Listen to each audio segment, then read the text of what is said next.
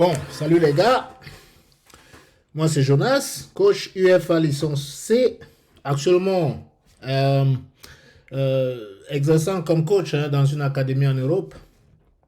Et dans cette courte vidéo, je voudrais un peu expliquer pourquoi le Cameroun ne part pas favori et pourquoi si le Cameroun réussit ne serait-ce qu'un match nul, bon, pour ne pas dire une victoire, ça serait pour nous une victoire. Alors, c'est bien de rêver, c'est bien de vouloir que le Cameroun remporte, comme la majorité de nos confrères y disent, mais parfois il faut se fier à la réalité. Bon, la réalité c'est quoi? C'est que, bon, voilà, toutes les Coupes du Monde passées, on voit les équipes qui ont le plus atteint soit la finale ou remporté les trophées. Et quand on regarde dans cette liste, on regarde qu'il y a deux pays, ou bien soit trois pays. Bon, l'Uruguay, c'est comme ça, bon, c'était bien avant le football moderne, on peut dire. Mais quand on regarde cette liste, on voit qu'il y a trois pays, si on peut le dire, qui viennent de l'Amérique, et l'Amérique, notamment l'Amérique du Sud. Et puis le reste, ce sont des pays européens. Donc en tout, si on compte le Brésil, il a 5, l'Argentine, il a 2, ça fait 7. Et l'Uruguay, il a 2, ça fait 9 Coupes du Monde. Contre 8, 9, 10, 11. Donc les Européens ont gagné plus de Coupes du Monde que d'autres pays. Et quand on regarde pour cette Coupe du Monde, notamment on a le Brésil qui est super favori avec près de 6 étoiles. Et on a 4 étoiles, on a la France, le Portugal et l'Argentine. On a l'Allemagne, l'Angleterre, l'Espagne, le Pays-Bas. Et puis, bon, on a aussi un peu ceux qui sont aussi avec 2 étoiles, la Belgique. Et pour tous notre bonheur, on a le Sénégal. Mais sur quelle base est-ce que les professionnels du football donnent le Brésil comme super favori? Bon, la raison n'est pas, on ne doit pas aller loin pour chercher la raison. Il y a un site, bon, si vous voulez les liens de tous les sites, commentez dans la vidéo et puis je vais vous envoyer tous les liens. Il y a un site de l'UEFA qui désigne chaque année les pays avec les championnats, les top championnats. Donc, il y a certains paramètres que, bon, voilà, l'UEFA utilise ou bien la FIFA utilise pour dire, bon, voilà le pays avec le plus top championnat. Donc, vous pouvez aller dans ce site et puis vous allez voir comment est-ce que ça a changé durant les dernières années. Donc, les 3 dernières années, l'Angleterre reste toujours au top des championnats en Europe. Et naturellement, si vous voyez les 5 premiers pays, vous verrez que dans cette même liste, ce sont ces pays qui ont au moins une fois remporté la Coupe du Monde. Donc, pour dire, si vous avez un joueur, si un joueur qui joue dans l'un de ces championnats, c'est déjà très bien pour votre pays. Alors, quels sont les critères pour notamment avoir un pays, la ligue d'un pays comme une ligue top, dans les top 5 ou top 10 de l'Europe? Alors, les critères sont les suivants. Le chiffre d'affaires des principales ligues européennes de football depuis 2006 à 2023, le chiffre d'affaires des principales ligues européennes de football par pays, la valeur de la marque des principales ligues européennes de football depuis 2018 par ligue, la taille du marché des ligues européennes, quelle taille, par exemple, la Premier League Angleterre a par rapport aux autres ligues, les revenus commerciaux des principales ligues européennes des clubs de football par ligue, la somme dépensée en transfert par les clubs de principales ligues européennes de football, les coûts salariaux des principaux, quels sont les joueurs les plus payés dans ces ligues européennes de football par pays, la rentabilité des principaux ligues, et puis la participation moyenne aux matchs principaux des ligues européennes, c'est-à-dire l'UEFA et la Champions League. Donc, quand on regarde ces critères, et donc on vient à ce classement, on voit que bon, voilà, l'Angleterre, l'Espagne, l'Allemagne, l'Italie, la France sont les top 5 ligues en Europe. Donc pour dire, les meilleurs joueurs en Europe et dans le monde, si vous cherchez, vous les verrez dans ces top ligues. Alors, comment est-ce que ça concerne le Cameroun? Donc si on revient au Cameroun avec ces critères, on regarde, par exemple, la liste des joueurs qui sont convoqués au Cameroun. D'ailleurs, avant que je ne commence avec le Cameroun, je fais un petit extrait, une vidéo de l'entraîneur, la conférence de presse de Rigobert quand il a fait, de l'entraîneur Rigobert quand il a fait sa liste des 26 joueurs pour affronter et la Corée et l'Ouzbékistan. On va juste écouter un tout petit extrait et puis on revient. Toko Ekambi, l'Olympique lyonnais, Nicolas Brice Mouminga. Ce fait, nous allons prendre 4 questions uniquement sur ces 2 matchs, sur le choix des joueurs. On sait que les questions taraudent l'esprit des journalistes depuis un bon nombre de temps. On prendra 4 questions que le coach répondra. Vous levez la main, vous déclinez votre média et votre nom et on vous donne la parole. On va prendre Joël Wadem. Joël Wadem.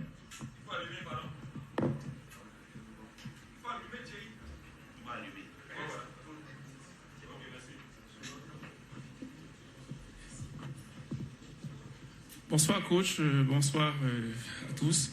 Alors je suis Joël Wadem de Radio France Internationale. À la suite de la publication de cette liste, on se rend compte qu'il y a certains joueurs assez importants qui n'y figurent pas, notamment Zambo Anguissa, qui en ce moment il est au meilleur de sa forme. On a également Michael Ngande, qui a contribué au but qui nous amène en Coupe du Monde. Et on note également l'absence de Eric Maxime Choupo-Moting. Quel commentaire le coach fait par rapport à ces absences? Je vous remercie.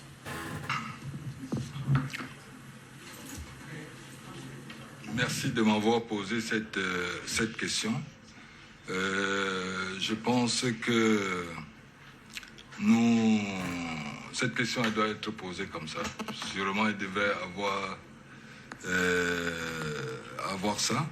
Mais vous savez, aujourd'hui, quand on regarde, je l'ai dit tantôt que nous travaillons tous les jours. J'ai un staff avec lequel on travaille énormément. Si vous voyez aujourd'hui dans les statistiques, c'est l'un des joueurs les plus utilisés. Les 3, les 2 que vous avez dit, il y a Ngande, il y a Choupo-Moting, il sort d'une blessure. Donc, il y a Zambo qui joue tous les 3 jours. Mais comment voulez-vous que... Et c'est des joueurs, c'est des leaders de l'équipe. Est-ce que j'ai besoin de les voir? Est-ce qu'on a besoin encore de les voir? Il faut compléter l'effectif pour qu'on voie aussi d'autres. Il est déjà là, c'est lui, il fait partie. Ça, il faut être aveugle pour ne pas comprendre. Mais il faut aussi, nous, on préfère la voir. Le mois de novembre, il peut nous être utile encore plus. On souhaite même encore que, s'il a 100% maintenant, qu'au mois de novembre, qu'il soit à 200%. Et c'est un plaisir pour nous. Il faut qu'on va avec un effectif de 26 joueurs. Parce qu'on va à une compétition. Ce n'est pas un match. C'est une compétition auquel je pense que nous avons espoir. On va tout donner pour que nous essayions d'arriver au-delà. Donc, forcément, ces 2 joueurs-là, on les connaît tous. On n'a plus besoin de les voir. Il faudrait tout simplement qu'on puisse donner la possibilité aussi aux autres. Et en plus, on va faire un long voyage. Ça sert à quoi de la mener pour celui qu'on connaît déjà.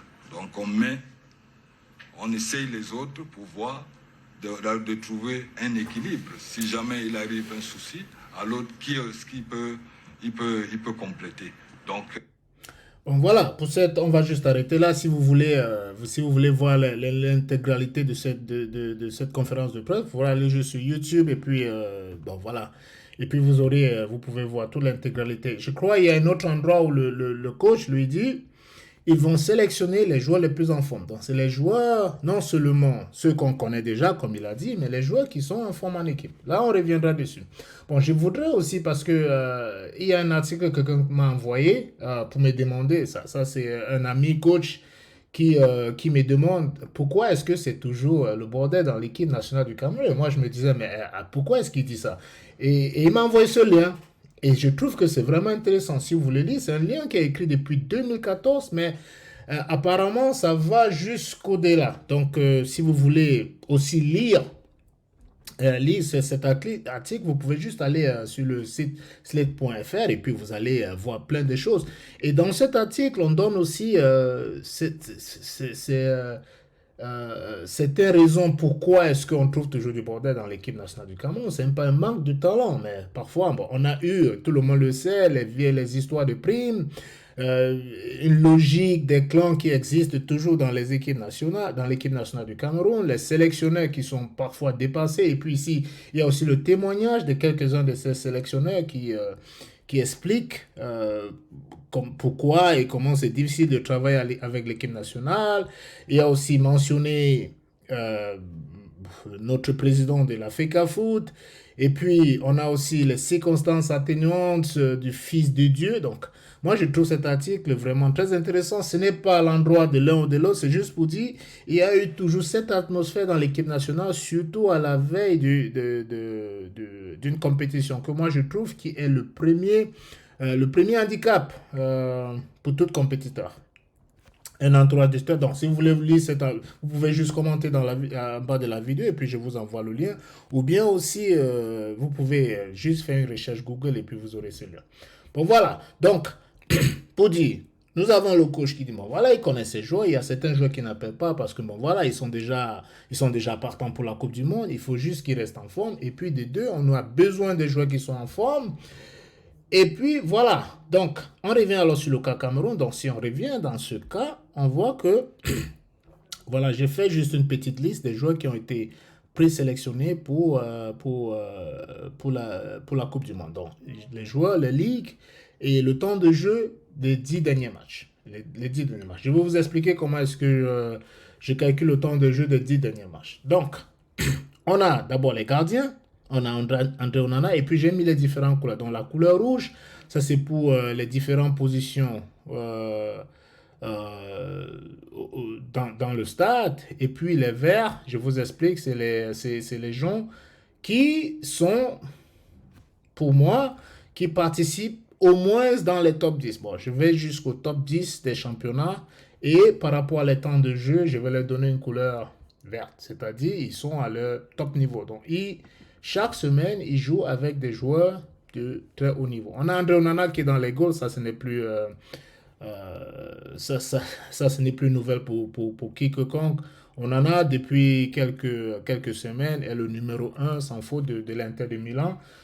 L'Inter de Milan, c'est une équipe italienne et au classement, ils sont en 4e. Donc c'est la 4e ligue actuellement en Europe. Donc, André Onana, 10 fois sur 10, il a joué 90 minutes.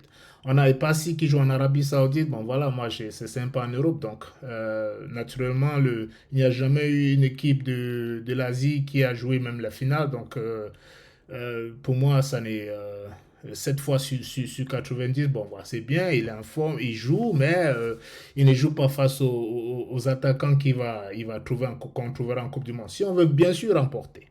Voilà, et on a aussi Simon qui joue à Marseille.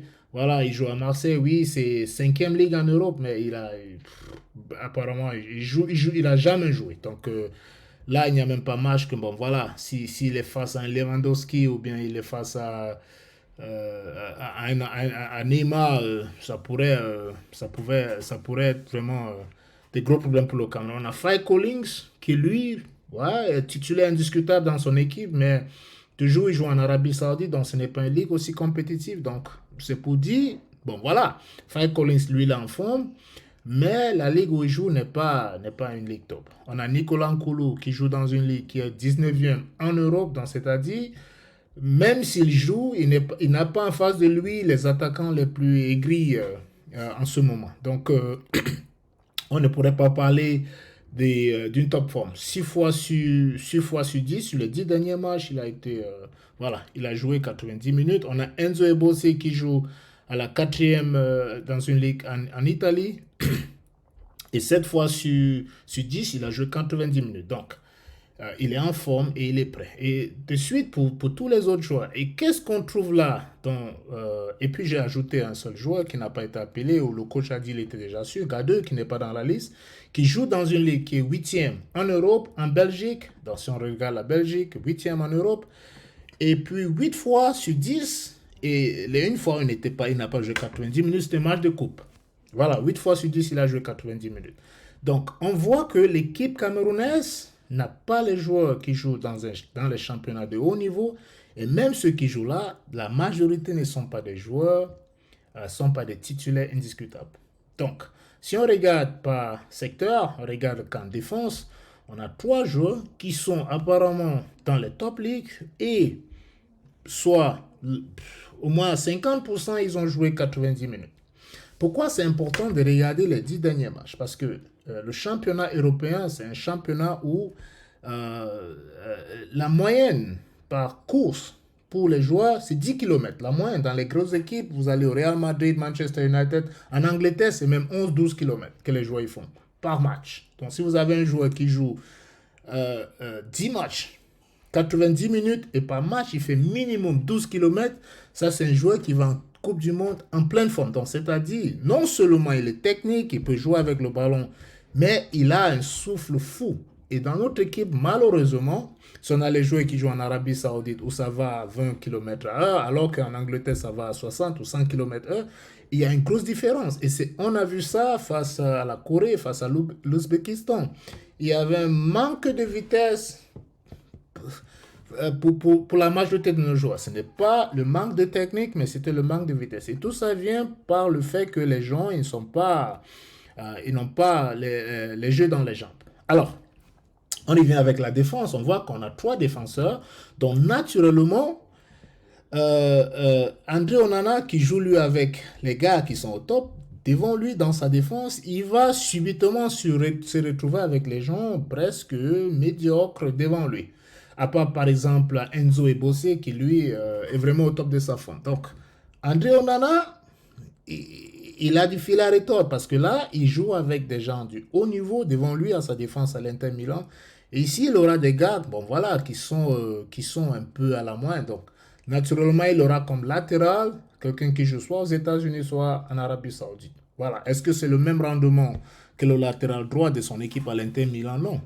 Donc, il faudrait prendre ça en compte. Donc, avec une charnière centrale de Castelletto et Wo donnerait au moins au Cameroun, tu vois, un petit avantage pour dire, bon, voilà, on a des joueurs non seulement qui sont en forme, mais qui ont face à eux aussi des attaquants aigris, donc ça serait un avantage. On verra comment le coach viendra avec son classement, et c'est malheureux qu'on n'a pas un joueur comme Gade, parce que si on avait un joueur comme Gade, vous avez un axe comme Castelletto et Gade, et puis devant, vous transformez Wo comme un 6, on l'a vu avec David Luiz à l'équipe du Brésil, juste à cause de son volume de jeu, ça pourrait vraiment être utile pour le Cameroun. On revient au milieu, et là, on regarde que au milieu de terrain, on a un seul joueur qui est en top forme. Un seul joueur. Il s'agit d'Anguissa.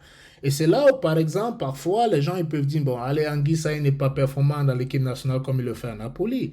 À Napoli, il joue avec un milieu à 3, mais il a les gars à côté de lui qui donnent, qui sont en forme, qui jouent 90 minutes, qui vont avec son style de jeu. Et là, il aura les gars qui soit physiquement ne sont pas à la hauteur et parfois techniquement pas de leur faute, mais juste parce que bon voilà, ils ne sont pas en jambes et tu peux pas faire la magie à ce niveau. Donc les gens vont se plaindre de Anguissa qui ne donne pas un bon rendement, mais c'est le contraire parce qu'à côté de lui, il n'a pas la même qualité de joueur qu'il a à l'Inter Milan. Et c'est pourquoi moi je crois que notre milieu de terrain serait le maillon le plus faible à la Coupe du Monde. Si par exemple on avait un joueur comme Gade, là tu pouvais pousser Wo, qui est très combatif et plein de jus. On pourrait pousser Wo à un 6, comme à l'époque où on voyait David Luiz à l'équipe du Brésil, ou bien Makelele au Real Madrid, où tu as un Zidane devant lui, et puis Makelele il fait du sale boulot. Donc on pouvait avoir quelqu'un comme Wo pour faire du sale boulot au milieu de terrain, et laisser Anguissa jouer son rôle, de même comme il fait à Napoli en jouant comme un 8 ou un 10, et puis donner les ballons devant. Mais là, on se trouve que si Anguissa doit revenir récupérer les ballons, et on veut que Anguissa aussi il soit offensif, ça serait un peu trop et un peu limite pour lui. Donc moi je me dis, c'est vraiment dommage qu'on ait ce genre de milieu de terrain. Alors, si on va maintenant avec les attaquants, on regarde aussi comme bon, voilà, là, au moins, en attaque, on a quand même des joueurs. Mbeumo, titulaire indiscutable à Brentford, qui joue à l'une des top ligues du monde, et titulaire indiscutable, malgré qu'il a joué une fois ici 90 minutes, mais il a minimum 70 minutes de jeu. Et c'est pourquoi je l'ai mis en veille ici. Et puis on a Choupo-Moting qui revient de très très loin avec le Bayern Munich, grâce notamment à son coach qui lui fait confiance. qui a trouvé une position qui lui va bien, pivot, avant-centre. Donc, c'est à notre coach de voir dans quelle mesure, qu'est-ce qu'il peut faire de mettre Choupo-Moting dans ces mêmes conditions pour avoir le meilleur de lui. À part Mbeumo et Choupo-Moting, on a aussi, bon, voilà, Ekambi, depuis l'arrivée de Laurent Blanc, qui, voilà, les 3 fois qu'il a joué 90 minutes, c'était avec l'autre coach. Mais déjà, il est quand même en jambes. Donc, si vous avez un Choupo, Ekambi et Mbeumo, déjà, c'est parce que lui et Kambi jouent dans le 5e. Bon, on a maintenant Koudou, Gama, qui sont dans des ligues qui sont bons, mais vous voyez vous-même la position dans laquelle ils se trouvent. Donc, moi, je me dis, Aboubakar, bon, il a joué 3 fois 90 minutes, il est en Arabie Saoudite, tout ça sont les championnats que moi, je ne compte pas. Et c'est pourquoi, parfois, ça manque de vitesse, ça manque de vivacité, parce que vous n'avez pas en face de vous des défenseurs de haut niveau. Donc, voilà. Et c'est pourquoi le Cameroun, si vous regardez par exemple le Brésil, si vous regardez à la Serbie, si vous regardez par exemple ici, vous verrez que la Serbie, c'est le 11e. Ils ont le 11e meilleur championnat en Europe. Et la Suisse, ils ont le 13e meilleur championnat en Europe. Donc, nous, on va faire face, franchement, à des costauds. C'est des gars qui, et la majorité de ces joueurs, ils jouent soit en Angleterre, en Espagne, en Italie, en Allemagne. Donc, ils sont habitués à jouer avec les défenseurs de haut niveau. Alors que nous, bon, voilà, la majorité de nos joueurs, ils jouent pas avec les joueurs de haut niveau. Donc, les Bassogok et Saïd Boingom, ça, c'est les gars qui jouent soit au Cameroun, soit je sais pas où. Donc, bon, voilà. S'il y a un miracle, on serait tous contents, mais il faut se fier à la réalité. La réalité, c'est que, bon, ça serait vraiment difficile pour nous d'avoir des résultats positifs pour cette Coupe du Monde. Bon, je vais juste vous montrer très vite, très rapidement, comment est-ce que vous pouvez, comme ça aussi, si vous êtes intéressé à voir, par exemple, on va regarder un K2. K2 lui jouer. Vous pouvez aller sur ce site, hein, soccer24.com. Il y a plein d'autres sites qui font la même chose. Gars de lui jouer, il joue à Ghent. Alors, si vous allez vous chercher la Belgique ici, et puis vous allez juste regarder les résultats passés. Vous allez à Ghent, par exemple. Ghent, ils ont joué contre Club Brugge. Vous allez au 11 entrants et vous regardez là, voilà, gars de qui joue. Vous cliquez sur le nom de gars et ça va vous ouvrir une autre fenêtre. Et là, vous allez voir les 10 matchs passés. 1, 2, 3, 4, 5, 6, 7, 8, 9, 10. Les 10 derniers matchs et vous allez voir comme le temps de jeu de chaque joueur. Alors, vous pouvez continuer à regarder d'autres statistiques. Pour moi, ce qui est important, c'est le temps de jeu. Donc, vous voyez que Gade, il est titulaire indiscutable. Et le seul match, que ce soit en Champions League, que ce soit en championnat, en Europa League, que ce soit en championnat, le seul match où il n'a pas joué 90 minutes, c'était un match de coupe, donc c'est compréhensible. Et des deux, c'était un match là, où lui, il a pris un carton rouge. Bon, voilà. Donc, sans le carton rouge, Gade aurait fait 10 matchs sur 10 comme titulaire. Alors, c'est pourquoi c'est important. Et si vous allez, par exemple, moi, j'ai fait pour le Brésil, j'ai fait pour... si vous allez au Brésil, vous regardez, vous allez voir que la majorité des joueurs, surtout les titulaires ou bien peut-être vingtaine de ceux qui ont été appelés, ce sont des titulaires, ils jouent dans des gros championnats et puis ils sont en jambes. Et c'est ça qui est important à une Coupe du Monde. Vous devrez avoir les joueurs qui sont en jambes. Donc, c'est pour dire que le Cameroun, avec cet effectif, si on a un nul contre la Suisse, ou bien, pour moi, ça serait une victoire. Bon, ce n'est pas pour dire que le miracle ne peut pas se passer, parce que ça, c'est l'une des équipes camerounaises les plus moins talentueuses qu'on a eu en Coupe du Monde. Parce que si vous regardez en Coupe du Monde 2002, par exemple, on avait Samuel Eto'o titulaire indiscutable dans son club, et dans les top 5 ligues, on avait Song, titulaire indiscutable, on avait Laurent Etamemaye, titulaire indiscutable. On avait Idriss Carlos Kameni, titulaire indiscutable à l'Espagnol. On avait Foué. On avait tellement de joueurs qui étaient tous titulaires dans des grands clubs en Europe. Et c'est les gars qui jouaient, qui venaient à la Coupe du Monde avec au moins 10 matchs de 90 minutes ou de 80 à 90 minutes dans les jambes. Donc, en venant en Coupe du Monde, mais comme d'autres problèmes ont empêché les Lions. Par exemple, le fait des primes, la logique des clans qui ont aussi affecté les... Donc, même les équipes les plus talentueuses des Lions qui sont à la Coupe du Monde ont eu des problèmes. Alors, quand on va avec une équipe moins talentueuse comme celle-ci, bon, c'est bien de rêver. Moi, je suis aussi un rêveur. Mais la réalité, c'est que, la majorité des équipes qui ont gagné, ce sont les équipes qui, avec les top 5 championnats du monde. C'est ça la réalité. Donc, ce n'est pas pour dire que si le Sénégal arrive en finale, on ne serait pas content, bien que le Cameroun arrive. Mais parfois, il faut se fier à la réalité. Et les statistiques prouvent que les joueurs qui jouent dans les équipes les plus compétitives, ils amènent leurs équipes en finale. C'est pourquoi, bon voilà, c'est bien de rêver au Cameroun, mais il faut juste se fier à la réalité que, bon voilà, cette Coupe du Monde, si pour moi on a 3 points, pour moi ça serait une victoire, parce que avec cet effectif, pour moi c'est difficile de voir comment le Cameroun pourrait battre le Brésil et contre. Mais, comme je dis souvent, il peut y avoir des surprises. Et bon, si la surprise vient, mais c'est juste pour mettre les gens en garde. Parce que si on va en Coupe du Monde et qu'on rentre avec, on n'arrive pas à gagner un match ou bien qu'on fait juste un nul, il ne faudrait pas que les gens s'en prennent aux joueurs. On ne devrait pas s'en prendre aux joueurs. Parce que si on regarde là, surtout Anguissa, parce qu'il y a eu tellement... Si Anguissa va en Coupe du Monde et qu'il ne confirme pas, c'est que, bon voilà, tout ce qu'il fait à Napoli, ce n'est pas le vrai. Non, c'est juste que parfois vous avez des différents joueurs qui jouent à côté de vous. Et c'est ça qui fait la différence.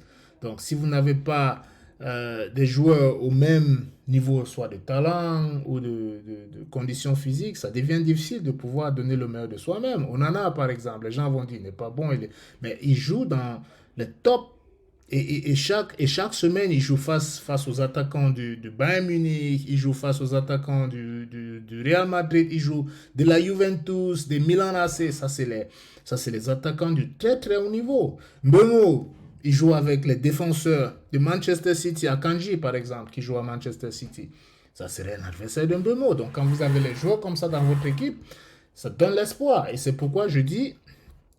le coach peut-être a une très bonne stratégie pour essayer comme ça de les mettre à un niveau où ils peuvent bien exploiter leurs talents. Mais je dis, la condition physique, surtout quand on joue avec les équipes européennes, c'est un football rapide. C'est un football où le ballon ne perd pas de temps dans les jambes. Le football est rapide, le football est technique. Et il faut beaucoup, beaucoup courir. Donc, bon, en tout cas, on souhaite aux Lions indomptables bonne chance. Mais, mes frères, ne soyons pas trop critiques si les performances, si l'attente, parce qu'il y a plein de gens qui disent on va gagner la Coupe du Monde. Si les attentes ne sont pas atteintes, il ne faudrait pas être trop critique.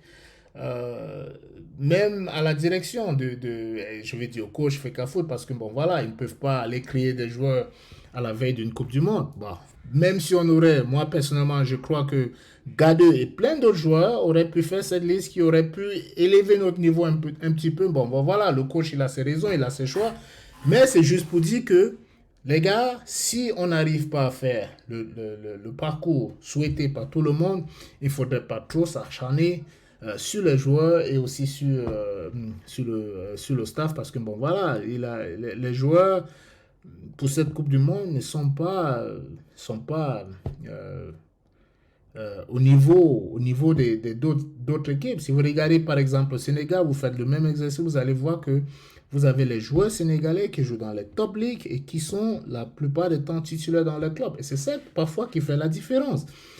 Il faut une condition physique. Bon, voilà les gars, c'était juste pour vous dire, bon voilà, le match, on attend tous les matchs de la Coupe du Monde et on souhaite vraiment à nos Lions une bonne chance. Et voilà, si vous avez des questions, posez-les dans la vidéo et puis bon, moi je vais vous répondre. Si vous avez besoin d'un lien, vous pouvez soit suivre le lien ou bien faire un commentaire et puis je vous l'envoie. Merci.